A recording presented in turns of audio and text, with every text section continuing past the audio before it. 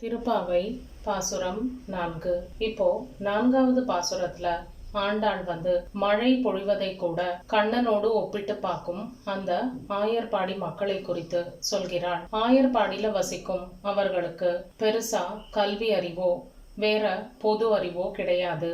ஆனா அவர்களுக்கு தெரிந்தது அறிந்தது, அவர்கள் இன்னும் அறிந்து கொள்ள ஆசைப்படுவது எல்லாமே அந்த கண்ணனை மட்டும்தான். அப்படி கண்ணன் மீது தீராத காதலும் அன்பும் அவர்களுக்கு இருந்தது.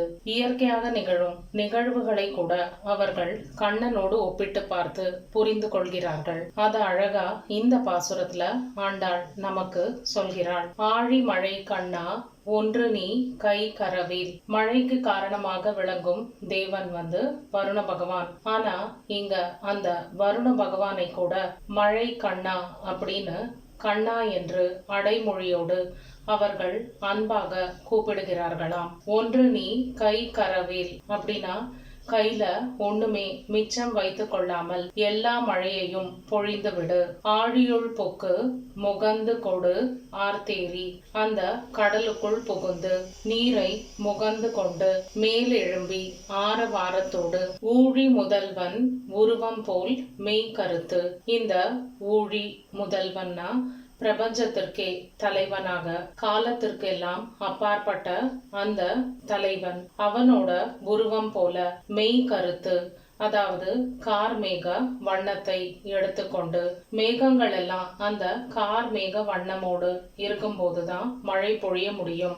அதனால இப்போ அந்த மேகத்தோட வர்ணத்தை கண்ணனோட வர்ணத்தோடு ஒப்பிடுகிறார்கள். பாழியன் தோளுடை பத்மநாபன் கையில். பாழினா மூங்கில். மூங்கிலை போல வலிமையாக விளங்கும் தோளை பெற்ற அந்த பத்மநாபனோட கையில இருக்கும்.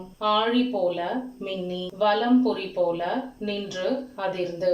ஆழினா சக்கரம். சுதர்சன சக்கரத்தை போல மின்னு, அதாவது அந்த மின்னல் அடிப்பதை அவர்கள் சுதர்சன சக்கரம் எப்படி மின்னுமோ அதை போல மின்னல் அடிக்க வேண்டும். வலம்புரி சங்கு எப்படி ஒலிக்குமோ அது போல பேரொலியோடு அந்த முழக்கம் இடி முழக்கம் இருக்க வேண்டும். தாழாதே சார்ங்கம் புதைத்த சரமழை போல். சார்ங்கம் அப்படிங்கிற வில்லிலிருந்து புறப்படுற அம்பு போல இடைவிடாமல் அம்பு அந்த எதிரி நிலத்துல சாயும் வரை, பகவானோட எதிரி நிலத்தில் வீழும் வரை வந்து கொண்டே இருக்குமாம். அது போல தடை இல்லாமல் சரமழை தொடர்ந்து மழை பெய்ய வேண்டும். அப்படி பெய்தால்தான் நாங்கள் நல்ல சௌக்கியமாக சுபிட்சமாக எல்லா வளங்களோடும் வாழ முடியும். அப்போ ஏரி நீர்நிலைகள் எல்லாமே நிரம்பி இருந்தால் நாங்கள் மகிழ்ச்சியோடு இந்த மார்கழி மாசத்துல நீராடி